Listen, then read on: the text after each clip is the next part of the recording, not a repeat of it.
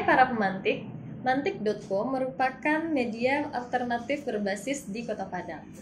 Kali ini, mantik.co akan membahas tentang polemik Pancasila yang berawal dari pernyataan Puan Maharani yang merupakan Ketua DPP Bidang Politik PDIP yang juga menjabat sebagai Ketua DPR RI pada saat menyampaikan hasil rekomendasi pasangan bakal calon gubernur dan juga wakil gubernur Sumatera Barat tahun 2020. Puan Maharani mengatakan, semoga Sumatera Barat bisa menjadi provinsi yang memang mendukung negara Pancasila. Ternyata pernyataan Puan Maharani ini mengundang polemik di Sumatera Barat dan juga mengakibatkan Mulyadi dan juga Ali Mukni mengembalikan SK dukungan PDIP yang sudah diberikan sebelumnya. Nah, Mantik kali ini akan menanyakan hal-hal mengenai Pancasila langsung dengan pengurus PDIP Sumbar. Bareng sama abang kita, Bang Dian Ihwan, merupakan Wakil Ketua DPD PDIP Sumbar ya Bang ya? Nah, dengan polemik yang ada hari ini seperti itu, gimana sih menurut abang sebagai pengurus PDIP Sumbar, Pancasila yang dimaksudkan oleh Uni Puan kita? Seperti itu. Baik, terima kasih telah mengundang saya untuk hadir di dalam acara ini. Dalam konteks Pancasila, kita akan bicara persoalan ideologi negara. Ya.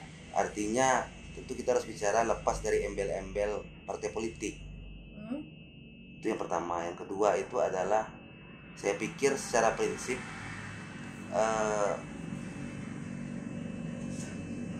Minangkabau ini kan bagian dari yang tidak terpisahkan dari proses pembentukan ideologi Pancasila itu sendiri. Ya. Karena sebagai orang yang merumuskan, menggali nilai-nilai Pancasila, Bapak Soekarno itu juga didampingi sebagian besar oleh rekan-rekannya yang berasal dari Minangkabau, Sumatera Barat pada saat ini. Artinya sedikit banyak diskusi-diskusi antar Soekarno dengan teman-temannya ikut mempengaruhi bagaimana beliau merumuskan sila-sila yang ada di dalam Pancasila pada saat ini. Saya pikir demikian. Artinya Minangkabau sendiri pada dasarnya adalah sebuah peradaban yang ikut mendirikan Pancasila sebagai sebuah ideologi negara yang sampai sekarang itu masih dipakai. Saya pikir seperti itu. Cuma kalau melepaskan partai politik, sedangkan yang mengucapkannya itu merupakan berasal dari partai politik juga, Ibu Puan Maharani itu dari PDIP. Jadi nggak bisa dipisahkan sebenarnya kan Bang ya? Seharusnya. Artinya, nah kenapa sih Uni Puan kita itu sampai melontarkan hal tersebut? Apakah seperti rumor yang beredar di masyarakat, apakah ini juga berkaitan dengan kekalahan PDIP di periode sebelumnya itu 2019 dan 2014 dan bahkan pada 2019 kemarin kita juga nggak dapat kursi di DPR atau gimana? Sebenarnya pertanyaan Mbak itu terlalu maju. Oh, terlalu maju. Ya, lagi kita. Karena begini, itu kan persoalan persepsi. Ya. Artinya, coba kita buka lagi video itu. Kita lihat di situ adalah proses penyerahan SKB 1 KWK dari PDI Perjuangan yang dilaksanakan di DPP PDI Perjuangan untuk pasangan Mulyadi Ali Mukni. Kalau dicerdasi dalam video tersebut itu ada dua bagian. Yang pertama adalah protokoler organisasi di mana pengurus DPP itu menyerahkan secara resmi yang pada waktu itu diwakili oleh GM Utut Adianto, menyerahkan SK itu kepada Bapak Mulyadi. Kan seperti itu. Nah, Uni Puan kita ini sebagai pimpinan rapat pada saat itu memberikan pesan sebenarnya. Jadi artinya kita lebih melihat itu lebih kepada pesan seorang Puan Maharani, bukan pesan sebagai bukan pesan kelembagaan PDIP. Walaupun pada saat itu memang di acara PDI Perjuangan. Jadi artinya coba kita sama-sama, ini kan juga pesan untuk warga Sumatera Barat, dicerdasi lagi video tersebut, ditonton lagi benar-benar. Ada segmentasi dalam video. Ada dua segmen. Yang pertama segmen ketika GM Utut Adianto menyerahkan SK, sudah diterima. terima kasih. Lalu Puan Maharani berkomentar, semoga, seperti itu, semoga Sumatera Barat memang benar-benar menjadi provinsi yang mendukung Pancasila. Kira-kira seperti itu kalimatnya. Artinya konteksnya berbeda. Itu dia sebagai diri dia pribadi. Bukan mewakili partai pada situ. Karena penyerahan SKB 1 KWK itu dilakukan oleh GM Utut Dianto. Itu yang secara organisasi. Nah, seperti itu. Jadi kita harus komprehensif dan bijak melihatnya. Enggak istilahnya digeneralisir seperti itu. Konteks dia bicara seperti itu pada saat itu menurut hemat saya, menurut hemat kami di organisasi partai melihatnya seperti itu. Itu lebih pesan pribadi beliau. Hanya saja pesan pribadi ini yang mengakibatkan pasangan calon itu Mulyadi dan juga Ali Mukni mengembalikan SK dukungan ke PDIP kembali kayak gitu, Pak. Itu menurut Abang gimana sih pengembalian SK tersebut kayak gitu? Jadi begini, mungkin sebagai masyarakat itu tidak tahu kronologis cerita. Yang mereka tahu adalah hasil dari olahan buzzer. Proses penyerahan itu sebenarnya tidak ada masalah. Penyerahan itu dilakukan melalui platform media, yang terbuka untuk umum. Lalu tumbuhlah beberapa komentar dari beberapa tokoh, dari beberapa partai. Yang waktu itu kalau nggak saya itu perdebatan hangat itu antara Bapak Andre Rosiade dengan Bapak Kapitra Ampera di TV One. Nah, perdebatan hangat antara dua orang tokoh nasional itu kemudian itu diolah kembali oleh buzzer yang sengaja itu diolah kembali kalimat tersebut menjadi narasi-narasi baru dan itu dilempar ke media sosial. Kami sebagai partai kan juga punya punya divisi intelijen medsos, intelijen dan intelijen medsos. Akhirnya kami menilai bahwa ini dalam beberapa hal itu statement Puan itu sengaja dipelintir untuk menimbulkan persepsi negatif. Nah, persepsi negatif ini kemudian dilemparkan ke media sosial, media massa, dan itu dikonsumsi oleh masyarakat umum, masyarakat luas, yang pada dasarnya mereka itu tidak melihat potongan video tersebut secara utuh dan tidak melihat tendensi Uni Puan ini memberikan keterangan pada saat itu. Sehingga akhirnya seperti sekarang, bola salju itu menggelinding tanpa terkendali gitu. Dan bahkan kemarin 2 hari yang lalu kami itu sudah melaporkan beberapa akun medsos yang menurut hemat kami itu melanggar Undang-Undang ITE ke Polda Sumbar. Itu sedang diproses itu karena melakukan ujaran kebencian di media sosial terkait dengan baik itu institusi partai maupun sosok Puan Maharani. Nah, artinya kan yang kalau saya pribadi sih saya kecewa kenapa masyarakat Minangkabau yang terkenal dengan julukan Kingdom of Words itu kok persepsinya bisa sedangkal itu gitu. Padahal sebenarnya kan kalau kaji di Minangkabau ini kan ada kaji yang tersurat dan yang tersirat. Kenapa sekarang masyarakat awam di Minangkabau ini di Sumatera Barat ya itu tidak lagi bisa membedakan apa makna tersurat dari ucapan Puan Maharani dan apa makna tersiratnya. Seperti itu saya pikir.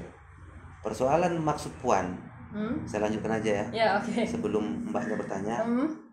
Sebenarnya yang saya cerdasi dari statement Puan itu adalah dia itu sebenarnya menyampaikan kekhawatiran. Ada pesan di situ.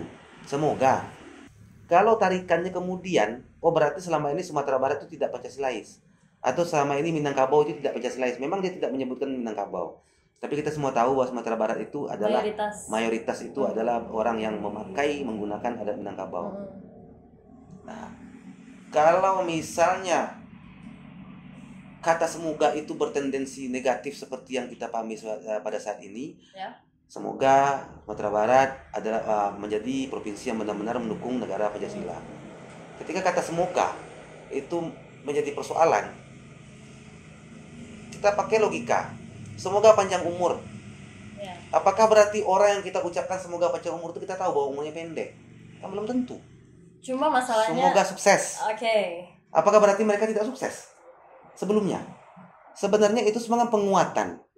beliau itu menitipkan harapan semoga Sumatera Barat benar-benar menjadi provinsi yang mendukung Pancasila. Tarikannya kemana? Kebetulan pada saat itu kan penyerahan B1 KWK untuk pasangan gubernur yang didukung oleh PDI Perjuangan Sumatera Barat, yaitu Mulyadi dan Ali Muni, alias pasangan Mualim. Tapi sebenarnya pesan Puan itu kan berlaku untuk seluruh bangsa Indonesia. Karena kan pada saat ini bangsa ini kan sedang dilanda isu-isu yang kontraproduktif dengan pembangunan. Contoh ekstremisme agama, radikalisme agama, sektarian suku, ras, sara, segala macam. Artinya itu sudah menjadi polemik, sudah menjadi problem nasional. Dan salah satu daerah dengan tingkat kasus praktek-praktek ekstremisme, radikalisme itu Sumatera Barat. Nah, karena itu Bang, jadi kita sensitif dengan kata semoga dan ditambah lagi ada Pancasilanya di sana. Artinya Puan sebagai anak kemenakan orang Minangkabau tidak salah. Ya oke. Ketika Puan tidak salah, tapi menyebabkan Mulyadi dan juga Ali Mukni itu mengembalikan SK itu kan pilihan mereka, kami kan nggak masalah. Nah jadi balik lagi Bang, kalau dari PDIP tidak masalah, nah posisinya PDIP sendiri itu gimana? Ya ketua DPD PDIP Bapak Alex Indra Lukman sudah memberikan statement di media massa bahwa PDIP menarik diri. Berarti tidak ikut dengan dalam kontestasi pilkada ini secara resmi. Tapi tetapkah memberikan dukungan kepada pasangan yang lain atau tetap secara institusi partai itu tidak memungkinkan karena kami sudah menyatakan tidak mengikuti. Tapi persoalan bahwa kami punya konstituen yang punya suara, punya hak untuk memilih, tentu ada kebijakan-kebijakan politik nanti. Nah, hasil keputusan kami kan sedang kami tembuskan ke Jakarta, ke DPP. Artinya ada arahan-arahan lainnya nanti. Itu kami menunggu keputusan DPP bagaimana sebaiknya. Yang jelas kalau secara secara institusi partai PDI Perjuangan Sumatera Barat menyatakan untuk tidak ikut dalam kontestasi pilkada saat ini. Artinya secara institusi partai, secara aturan di KPU kami tidak mendukung siapapun. Persoalan hak suara dari konstituen PDI Perjuangan itu nanti akan kami timbang lagi, akan kami putuskan lagi nanti seperti apa, arahannya seperti apa. Jadi kemarin itu Tian nonton ada di Detak Sumbar dengan ada Bapak Suharizal yang mengatakan sebenarnya ini merugikan PDIP Sumbar loh gitu. Nah, apakah PDIP Sumbar boleh loh untuk menuntut pasangan Mualim itu gimana sih tanggapan dari PDIP Sumbar sendiri gitu? Terhadap keputusan kami kan sudah mengatakan bahwa kami tidak ikut kontestasi. Ya.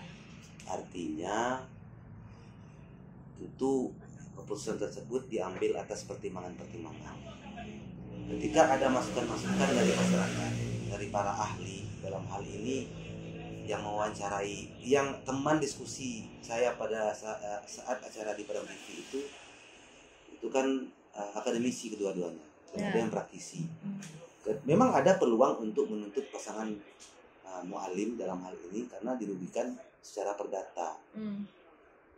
Cuma kan prinsip yang kami ingin sampaikan itu kan ada beberapa hal. Yang pertama, persoalan politik ini bagi PDI Perjuangan itu kan bukan persoalan perebutan kekuasaan sahaja, tapi juga persoalan bagaimana kita merawat nilai-nilai Pancasila tadi. Dan nanti tarikannya lebih luas adalah nilai-nilai kemanusiaan. Dalam hal ini kami lebih mengedepankan etika politik sebenarnya, bukan hukum politik. Ya mau maaf saja, PDI ini kan partai penguasa. Kalau persoalan gugatan yang bisa dikonversikan dalam bentuk rupiah atau dalam bentuk lain itu bagi kami itu bukan masalah. Bahkan sebenarnya andai saja pasangan Mualim ini mau berdiskusi terlebih dahulu sebelum mereka mengambil keputusan, PDI sih akan berjuang mati-matian untuk mereka. Tetapi faktanya adalah pengembalian SK B1 KWK ini kan dilakukan kan pengambilan keputusannya kan tanpa melibatkan kami. Mereka ambil keputusan sendiri setelah bertanya di kalangan mereka sendiri, lalu di blow up di media sosial oleh oleh simpatisan mereka sendiri, dan kami tahu dari situ. Tidak ada komunikasi antara pihak Mualim maupun partai pendukung yang lain kepada PDI Perjuangan. Nah, ini kan persoalannya bukan persoalan hukum, tapi persoalan etika komunikasi politiknya gimana. Nah, artinya ketika ini cara pasangan Mualim ini seperti ini, kalau mereka nanti terpilih, kira-kira bagaimana mereka akan berkomunikasi dengan rakyat? Jadi dipertanyakan lagi ya Bang ya? Ya, akhirnya kesetiaannya kayak gitu. Kalau di Minangkabau, kita kan kalau berurusan dengan orang itu kan datang nampak muko, pulang nampak pungguang. Ya. Nah, tidak ada istilah di Minangkabau ini semudah membalikkan telapak tangan. Ada etika-etika yang dijaga. Ada etika-etika yang harus dijaga, apalagi secara senioritas. Ya. Paslon ini kan bisa dikatakan paslon yang paling senior pada saat ini. Sudah menjabat beberapa kali. Bapak Mulyadi itu rekan kerjanya Bapak Alex loh di DPR periode yang lalu. Ya. Nah, lalu Bapak Ali Mukni itu sendiri tokoh lama, tokoh senior, dan pada periode aktivitas politiknya dahulu, beliau juga pernah merupakan bagian dari keluarga besar PDI Perjuangan. Ya. Nah, di awal-awal cerita kita balik lagi ini, mohon maaf agak panjang karena saya harus menjelaskan sejak awal supaya gonjang-ganjing ini tidak berlarut-larut. Ketika orang bertanya kenapa PDI Perjuangan menjatuhkan pilihan kepada pasangan Mualim, ya sebagainya kan sudah saya sampaikan tadi bahwa yang pertama hubungan pribadi antara Bapak Mulyadi dengan Bapak Alex itu tidak sebentar. Mereka pernah menjadi rekan kerja di DPR. Lalu Bapak Ali Mukni juga termasuk orang yang sangat dekat dengan keluarga besar PDI Perjuangan. Komunikasi awal karena sudah baik semakin mesra ketika mendekati periode pencalonan. Lalu hasil survei yang kami lihat juga pasangan Mualim ini cukup bagus. Lalu secara strategi politik PDI Perjuangan sudah sepakat dengan Bapak Jokowi bahwa yang diperlukan sekarang ini kan rekonsiliasi politik. Artinya persoalan pemilu yang lalu, baik itu pilpres maupun pileg, itu kami sudah anggap selesai. Kalaupun ada residu-residu yang tersisa, itu bukan di pihak kami. Sisa-sisa sisa ketidakpuasan kemarin. Gitu. Nah, ada kesan sekarang PDI Perjuangan itu dirugikan. Ya, kalau kita bicara norma hukum benar, seperti yang dibilang oleh Pak Dokter kemarin, ya betul. Secara hukum kami bisa menuntut pihak paslon itu secara perdata. Cuman saya pikir dan kami masih mikir-mikir lah. Kami masih mikir-mikir apakah itu perlu, karena niat awal kami bukan itu. Nah, ini peristiwa pengembalian B1KWK oleh pasangan calon itu yang pertama kali terjadi di Indonesia. Pertama kalinya. Biasanya kan penarikan dukungan itu kan dilakukan oleh partai politik. Ini yang terjadi adalah paslon sendiri. Artinya ini juga menjadi pembelajaran bersama. Ada beberapa hal yang terkait dengan sistem kepemilian di Indonesia. Ini yang harus diperbaiki. Apakah itu dirubah atau ditambah atau dirumuskan ulang. Jadi bagaimanapun ini menghambat demokrasi juga. Artinya ketika kesepakatan itu sudah ditandatangani, karena begini, pada dasarnya sistem politik itu adalah si calon, misalnya Mbak calon nih, saya orang partai nih, yang mendatangi itu Mbak mendaftar gitu ya, meminang.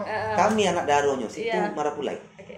Nah, jadi pihak Mbak datang untuk melamar, mengisi formulir, lalu memenuhi kebutuhan yang disepakati oleh partai, apakah itu visi misi segala macam yang lain-lain. Lalu kami akan membawa pendaftaran Mbak itu ke dalam tataran rapat partai, lalu menyerahkan hasil rapat partai itu ke DPP, dan DPP memutuskan. Lalu jika pasangan ini terpilih, akan dipanggil ke Jakarta menyerahkan. Dan semua proses-proses itu sudah kami lakukan, dan bisa masyarakat lihat sendiri bahwa itu transparan, terbuka, dan tidak ada ditutupi. Bahkan periode bukanya pendaftaran PDI itu untuk calon, baik itu untuk pilgub maupun pilwali, itu kami umumkan di media massa. Artinya ketika endingnya seperti ini, ada apa gitu. Letak anomalinya di sini. PDI Perjuangan dengan PAN, dengan Demokrat ini bukan hanya berkoalisi di tataran Pilgub Sumbar, tapi juga di tataran Pilbub dan Pilwali di 13 kabupaten kota yang lain. Dan tidak ada masalah. Tidak ada masalah.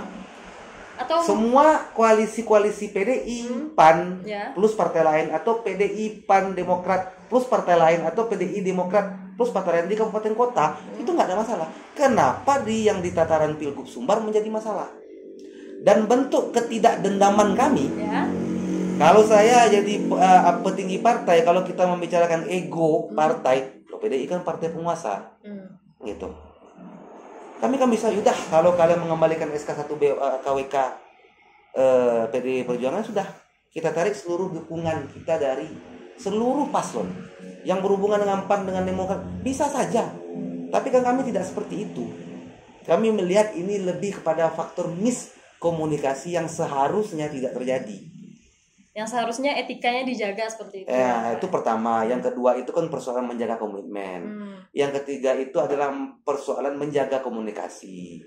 Kenapa tidak ada dialog terlebih dahulu? Kan datang nampak muka, pulang nampak punggung. Artinya kan seharusnya ketika pun mereka mau memulangkan, harus adalah upaya lobby dulu, didudukkan bersama dulu. Tentu kami kan juga berhak untuk bertanya. Pasangan mualim juga berhak untuk memberikan hak jawab mereka. Mereka juga termasuk yang senior dan juga berpengalaman untuk mendengar aspirasi masyarakat Sumatera Barat. Jadi mereka itu merasa sudah mendengar aspirasi, makanya mereka mengembalikan kembali SK tersebut. Dalam hal ini kami tidak menyalahkan keputusan, itu hak mereka.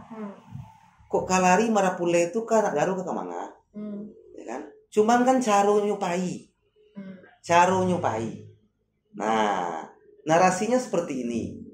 Ya karena ini kan kita bicara narasi yang sederhana ya. Datang dapat muka, pulang nampak punggung, itu kan saya pikir jelas memang adatnya. Ketika kita dulu bersepakat untuk bersama itu dengan meretong, berhitung-hitung, bersepakat, artinya kita pun berpisah pun seharusnya berhitung lagi. Kenapa kesepakatan ini tidak dilanjutkan? Kenapa ini harus dibatalkan? Dan itu kan tidak terjadi.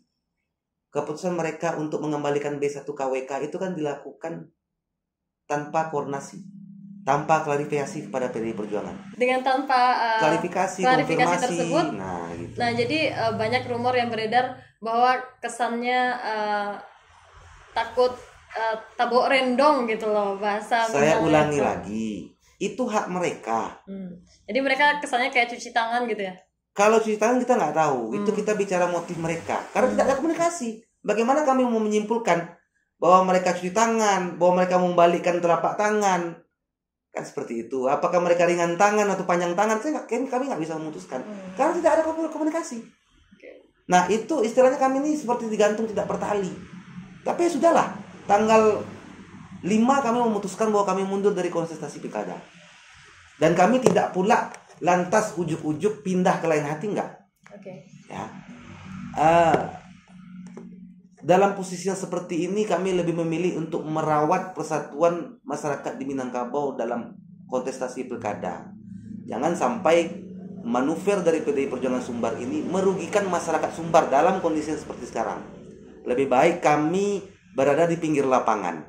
Cuman tentu saja kami punya konstituen lebih kurang 150.000 pemilih PDI di segala tingkatan di Sumatera Barat. Tentu kami harus berpikir kemana suara mereka akan mereka berikan. Dan itu sudah mulai dipertanyakan oleh kader-kader simpatisan, kemanakah suara PDI nanti akan diserahkan. Dan itu menunggu keputusan dari DPP. Itu satu. Yang kedua, pada saat ini kami persilakan kepada seluruh kader untuk mengkaji mana pasangan calon yang baik, yang menurut mereka baik. Artinya proses konstelasi pilkada ini kan bukan persoalan menusuk pilihan, tetapi lebih kepada proses pembelajaran politik.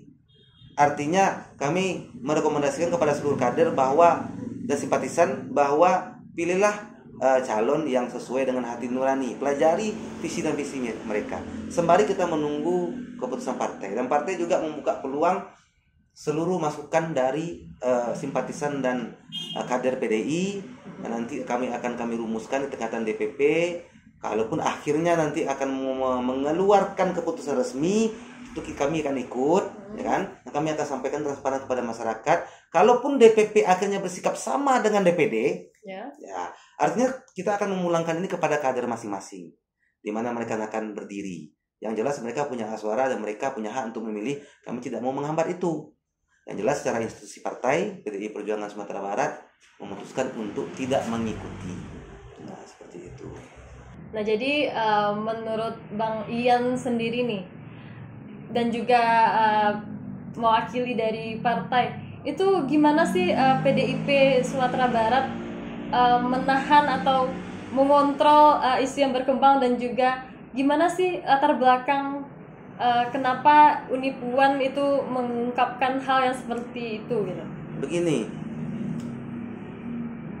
dalam Memangan Adat Minangkabau itu jelas disebutkan bahwa perlakuan terhadap anak kemanakan itu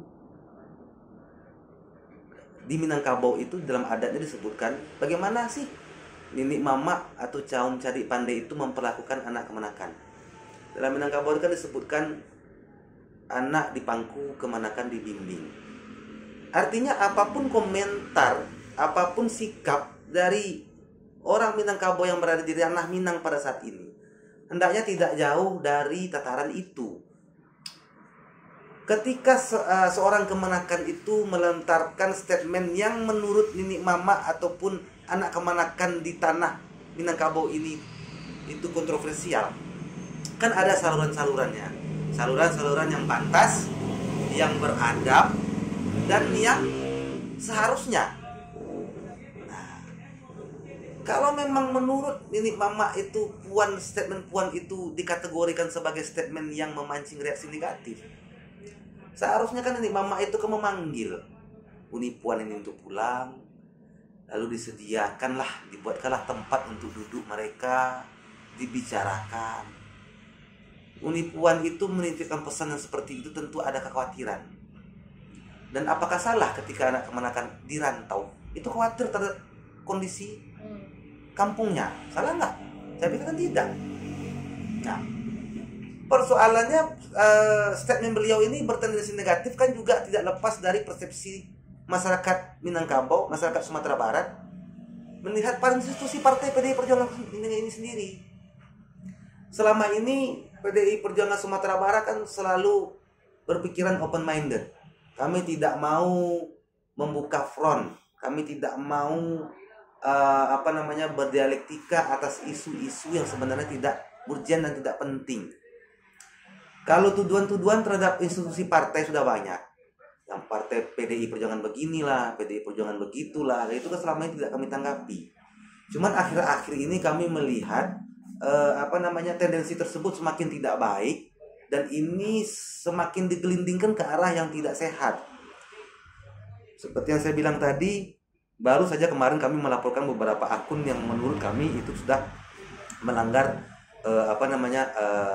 azas kepatutan dalam bermedia sosial, sudah melanggar undang-undang ITE, sehingga kami laporkan. Itu kami sebenarnya sudah menahan sangat lama untuk tidak melakukan itu, tapi akhirnya kami melakukan itu sebagai sarana pembelajaran juga. Saya minta masyarakat Sumatera Barat itu untuk berpikiran jernih, karena bagaimanapun yang mengeluarkan statement itu tetap adalah anak kemanakan. Puan Maharani itu secara garis matrilineal kan bersuku Melayu Gadang, itu di pesisir selatan di Indrapura di Pancung Soal, dan keluarga besar ibu beliau itu masih keluarga besar bangsawan dari kerajaan Indrapura. Yang ada sebagian dari masyarakat bertanya kenapa kok bisa di Bengkulu. Bengkulu itu kan sebenarnya kan wilayahnya kerajaan Indrapura dahulu. Di sekitar awal tahun 1902 sampai 1904 itu kerajaan Indrapura itu kan berperang dengan Belanda. Dan pada saat itu kerajaan Indrapura ini kalah. Ketika kerajaan Indrapura ini kalah, bangsawan Indrapura itu dimiskinkan oleh Belanda, sehingga banyaklah anak kemanakan mereka yang merantau ke tanah-tanah ulayat milik bangsawan Indrapura yang berada di rantau. Salah satunya itu di Muko-Muko, lalu ada yang di Bengkulu. Kalau misalnya sanak saudara pergi ke Bengkulu, coba lihat rumah Fatmawati, Siti Fatimah namanya yang tercantum dalam Ranji.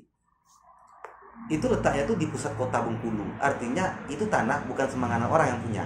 Itu pasti orang yang berpengaruh yang punya. Pas di pertigaan kota Bengkulu. Nah, artinya mereka nah, Bapak Megawati Puan Maharani sendiri adalah ibunya itu adalah warga dari warga orang Minang yang berasal dari Negari Sabu, Batipuh, Batu Sangkar, dan sukunya Sikumbang. Artinya kan secara garis material Puan Maharani itu jelas-jelas anak dari suku Sikumbang, anak Pisang, dan kemenakan dari suku Melayu. Nah, sekarang kita kembalikan kepada konteks yang tadi. Anak kemenakan ketika membuat kesalahan menitip pesan ke orang kampung, ke orang kampungnya, menitipkan keprihatinan. Artinya ada harapan beliau, gitu kan, supaya nilai-nilai Pancasila ini dirawat di negeri di mana dia berasal. Lalu apakah salah? Dan mayoritas menganggap itu sebuah kesalahan dan artinya ada mispersepsi. Ya, dan mendesak sekarang pertanyaan sekarang, kenapa sampai menjadi mispersepsi? Siapa yang menggiring ini ke arah misinterpretasi? Siapa yang mengarah? Ya otomatis yang berada di pihak lawan. Itu kan itu sudah pasti, tapi kan siapa? Tapi saya pikir itu nggak usah dikaji lah. Karena kan nasi sudah hampir jadi bubur, tapi masih enak dimakan. Tergantung kedewasaan kita. Niat awal pingin makan nasi, sekarang terpaksa makan bubur, ya sudah kita makan. Dan PDI juga sudah sadar akan kondisi tersebut. Kami tetap akan makan bubur itu walaupun sudah jadi bubur.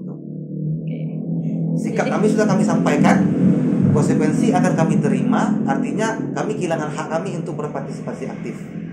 Tetapi di atas itu semua, kami lebih mementingkan bagaimana merawat nilai-nilai Pancasila sesuai dengan harapan yang disampaikan oleh Uni Puan tadi. Nah, jadi harapannya itu, Bang, menurut Abang, Sumatera Barat itu belum Pancasila, atau harapan uni yang belum Pancasila itu di bagian mana gitu?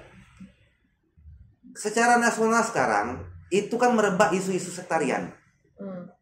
Dan Sumatera juga itu terjadi.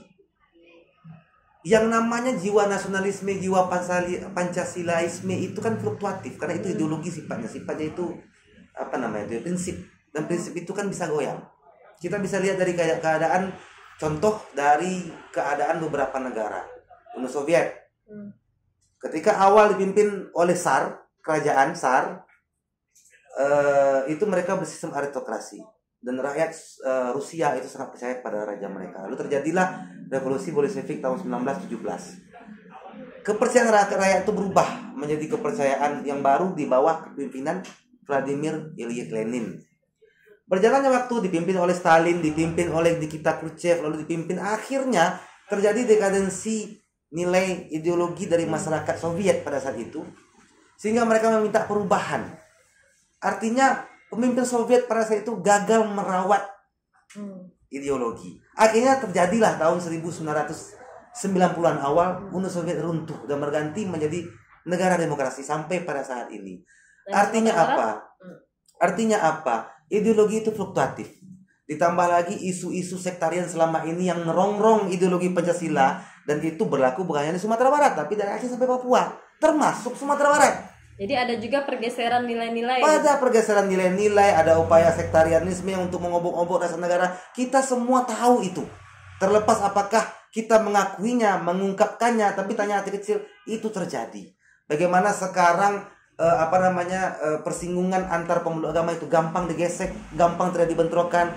Bagaimana radikalisme beragama itu sudah menjadi isu sentral. Terorisme yang berlandaskan ekstremisme beragama itu terjadi dari Sabang sampai Merauke. Nah, Puan Maharani sebagai anak kemenakan orang Minangkabau menitip pesannya, tolong semoga masyarakat Minangkabau itu merawat Pancasila. Uni Puan cuma menitipkan kepada Provinsi Sumatera Barat. Ya, Sumatera Barat dan berarti ada pergeseran nilai di Sumatera Barat yang dirasakan oleh PDIP selama ini. Kita kan PDIP itu partai penguasa loh. Bapak Joko Widodo kan kader PDIP. Artinya kan semua arus informasi segala itu kan akan beredar di partai. Ya. Artinya PDIP ini bukan hanya sekedar peserta pemilu. PDIP ini penguasa pada saat ini.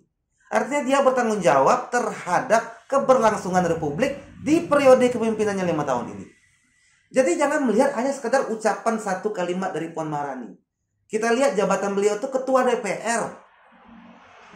Artinya ini lebih kepada niat baik menerima masukan dari anak kemenakan. Makanya saya berulang kali mengatakan pesan harapan anak kemenakan kepada nenek mama sanak saudara yang di kampung.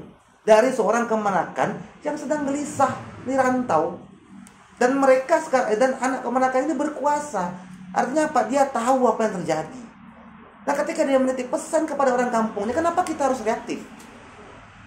Bukan orang lain kok, anak kemenakan sendiri.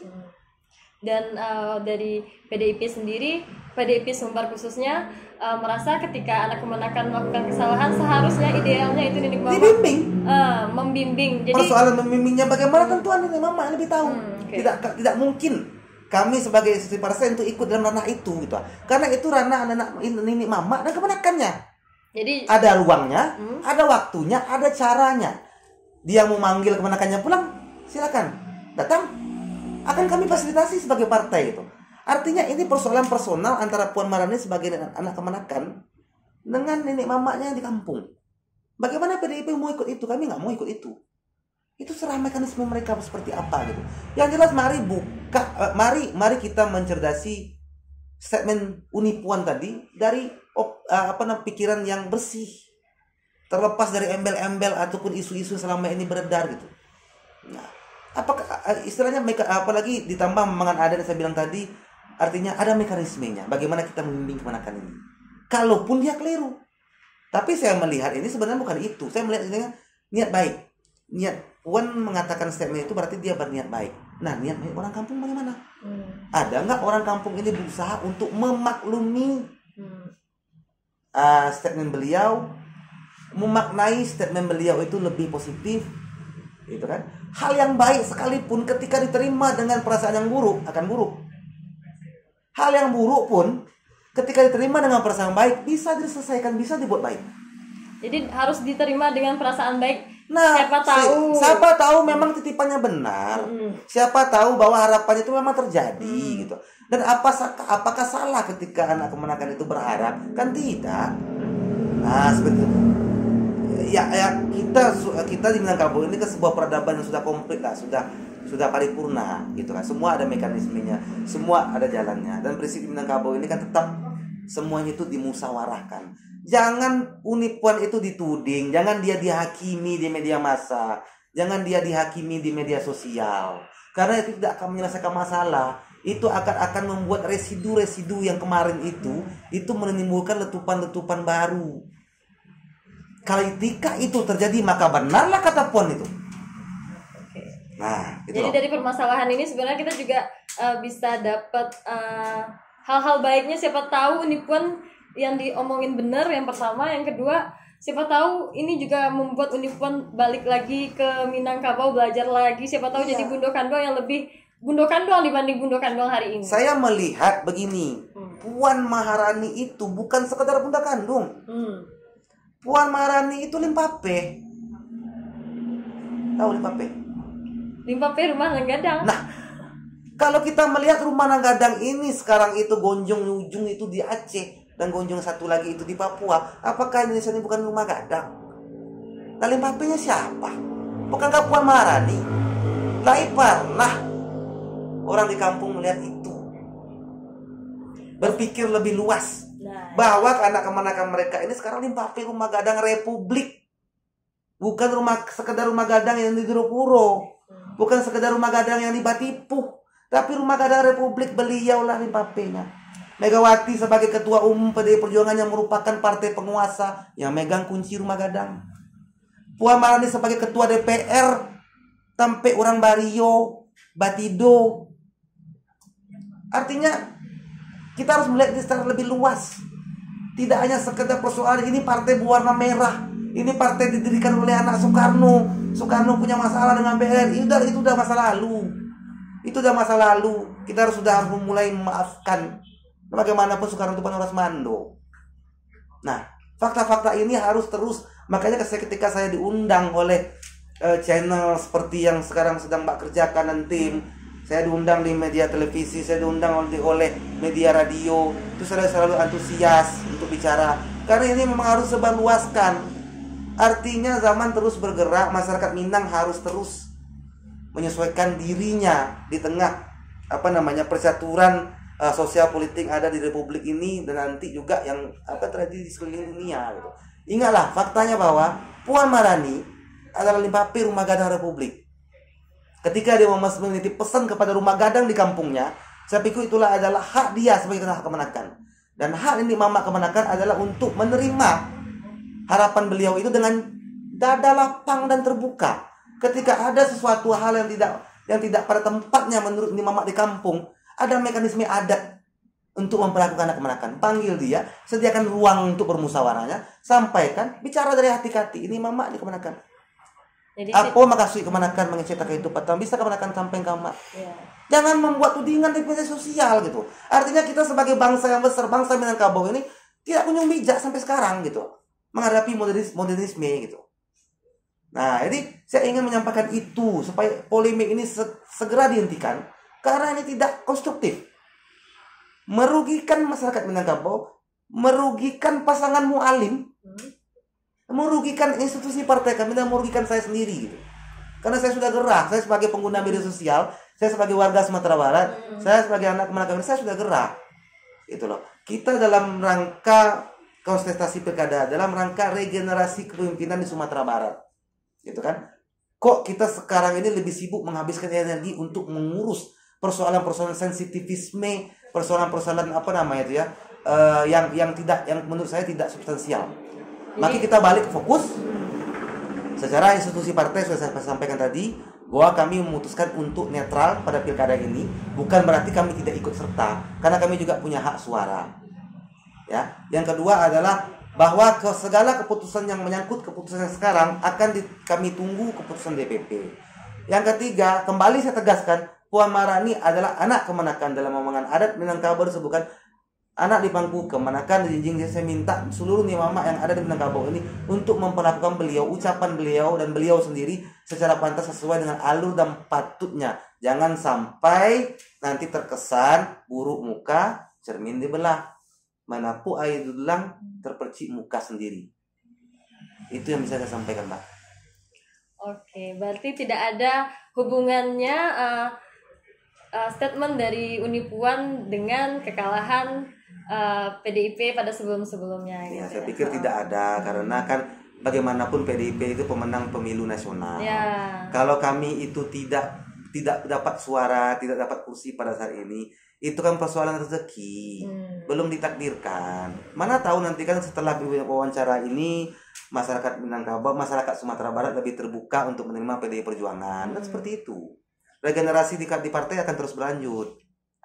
Artinya bisa jadi besok masyarakat Sumatera Barat akan memilih PDI Perjuangan setelah upaya-upaya saya dan partai pada saat ini untuk mengklirkan persoalan ini. Itu. Dan juga berusaha untuk memaafkan sejarah seperti itu ya. Bukan memaafkan. Yang bisa memaafkan itu adalah pelaku, antar pelaku dengan pelaku. Yang diperlukan itu oleh generasi penerus adalah memaklumi. Oh, maklumi gitu. Memaklumi, karena tidak ada yang bisa diubah sejarah. Gitu loh. Dan biarkan pelaku sejarah saling memaafkan. Kita anak kemenakan yang memaklumi. Gitu loh. Karena kita bukan pelaku. Saya pikir bijak seperti itu. Nah, itu sekian penjelasan dan juga klarifikasi mungkin dari Bang Ian. Saya manggilnya Bang Ian karena juga senior saya. Nah, itu semoga bermanfaat juga ya Bang dan diharapkan tidak melebar-lebar lagi permasalahannya kemana-mana ya Bang. Kita fokus saja ke pemilu. Pemilu tagline besarnya pemilu Badun sana. Kita fokus ke situ, dan semangat itu tidak boleh terpelintir oleh isu apapun. Seharusnya gitu ya Bang. Seharusnya. Harapan besarnya gitu. Iya. Nah, terima kasih Bang Ian dan juga toko buku Kedai Teroka dan juga teman-teman pemantik. Jangan lupa ikutin terus video mantik.co. Jangan lupa like, subscribe dan juga share. Semoga informasi ini juga bermanfaat bagi Dinsana Sadonyo. Assalamualaikum warahmatullahi wabarakatuh.